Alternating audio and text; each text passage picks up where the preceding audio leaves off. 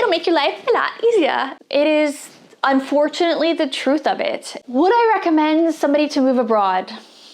Well, hey travel lovers, I'm Jessica, I'm American, and I moved to Amsterdam in the Netherlands in 2014, and this is the truth about moving abroad.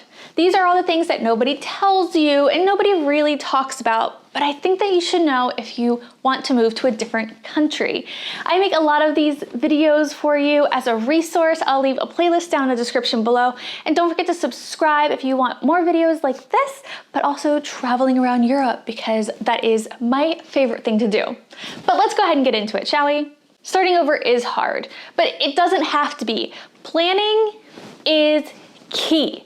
You want to know exactly what you need, exactly what you need to figure out, and all the steps involved. Now, there's plenty of blogs that take care of this. There's forums, there's Facebook groups.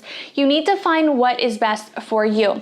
But these lists should include finding an apartment, and in that you want to figure out what kind of neighborhood you want to move to.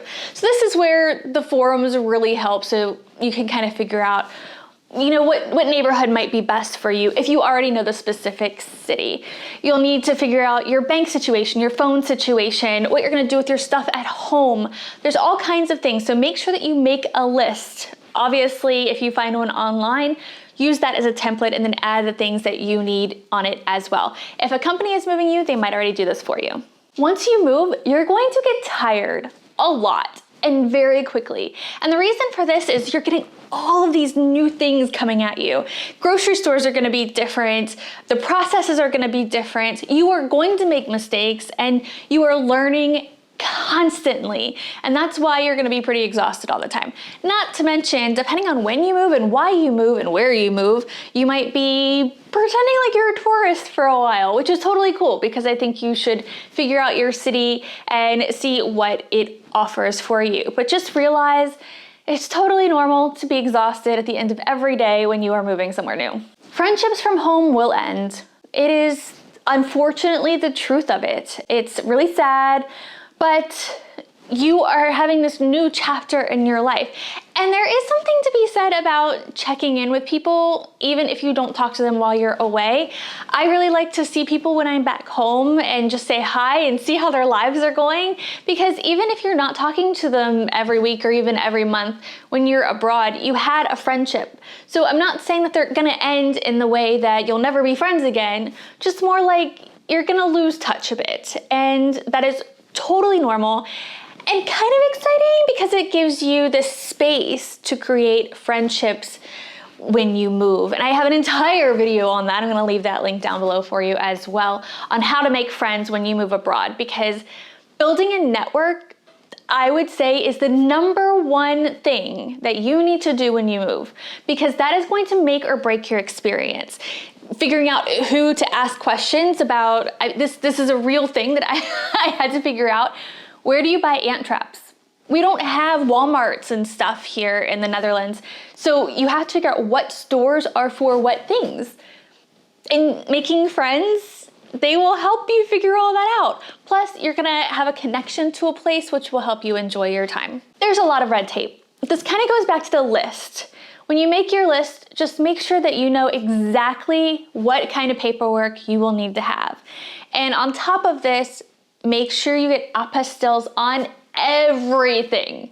Literally, like almost everything needs an apostille. If not, there needs to be an equivalent of an apostille.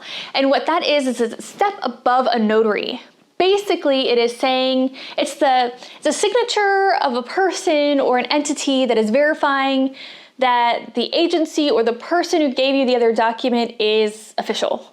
And I believe this is from The Hague, funny enough.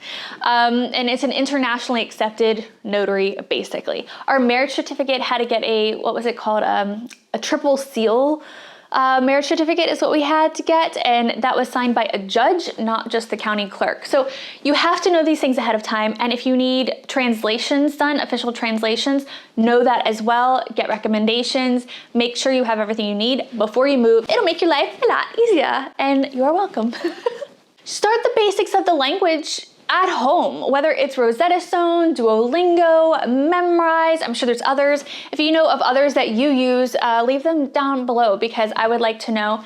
But when you get here, take an intro class at the very least. This will help you, even if you don't learn to like speak the language fluently right away, it will help you understand the sounds and the basics of things like numbers and how to greet people. Even just like, the one thing that stuck out to me after my intro class was if people were like, mevrouw, mevrouw, that means like woman, like hey lady kind of a thing.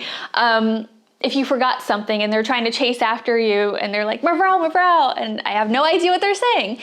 But I did know what they were saying, and so I didn't look like a total idiot, which is always nice. Because you, again, will make mistakes, and that is okay. But do try and learn the language a bit. Cultures will be different. I feel like this is such a duh kind of thing. But seriously, you have to understand that it's not going to be the same, that the same things aren't going to be available to you even. Thanksgiving here is a hilarious thing because my Dutch friends, they kind of love it because they love that there's this holiday just essentially around food is what it's transitioned to for a lot of people. And they love coming together and having this huge, massive meal and just hanging out and having wine and turkey. But turkey's not a big thing here. A lot of places have started to get it, mainly for expats. Americans like to use it for Thanksgiving, sometimes Christmas. I think the Brits, correct me if I'm wrong, but you like it for Christmas, right? So yeah, more places are doing that, but they are very expensive. But it's just something that, you know, you can't go to the store a week beforehand and grab a turkey. You have to order it like a couple weeks ahead of time so that you have it. And it's not just food, it's all kinds of things from how you interact with your neighbors, what the expectations are on the streets. But yeah, it's just like little things like that. If you're moving to the Netherlands, I can tell you one of the fun things that you learn is that on somebody's birthday, you congratulate them. And then you congratulate their family and their partner. It's amazing. I absolutely love it. But if you're going out with your friends on your birthday, there's a cultural, maybe not expectation, but ritual habit that the birthday person is the one who buys drinks. If you have an office situation, you should bring in your own cake. And that's how this works, is it's a little different than in the US, but it makes it so interesting to figure these things out. And you have this whole culture that you're growing in. I think it's absolutely fascinating. Let me know an interesting cultural thing from where you're from, or if you've moved somewhere, what was really different that stuck out to you? Because I love learning about this stuff. I mentioned work cultures around birthdays because that was the first thing that stuck into my mind because I like cake. I really like cake. But also the work culture as far as expectations. So in the Netherlands, you are not expected generally to work overtime, to like just kind of offer to do these extra things, because work-life balance is a very important thing here. And also if your colleagues see that you're doing that, and I know somebody that's actually happened to, they kind of tell you to calm it down, because if you are doing extra work and not getting paid for it, first of all, that's unfair. And fairness is kind of a big thing here. But also it makes them look bad. And if you're doing extra work, and depending on how much it is, you might need another person on the team. And then if it doesn't get done, they can say, listen, we're all doing our job. This stuff still isn't able to get done. We need another team member. So there will be differences, and learning from even other expats when you move somewhere about those differences is really key, because they're gonna know that it's different from your like home situation. And that will help you kind of fit in a little bit better. Not that you have to change who you are, but I think it is important to assimilate to a certain degree in the culture that you decide to live in. Would I recommend somebody to move abroad? Well, yeah, obviously. To have life experience outside of your own culture will change you for the better, because your mind is open to all these different things. And I think especially when we are raised in an area and then we live and work there as adults, your bubble is very small, and you can't have this sense of how other people live. And it's not your fault, but it's just having a different perspective. And in Europe, you're very lucky because there's lots of different cultures around, especially in a city like Amsterdam and London and many, many others where there's many cultures that live here. It's so great to feel that energy, to understand how people are different, but we're also the same. So what do you think? How do you feel about moving abroad if you've done it already? I would love your tips for somebody below, or what do you think that people aren't talking about and what did I miss? I truly appreciate you watching this video. Again, don't forget to subscribe, like the video if you enjoyed our little chat, and I'll see you in the next video. Bye.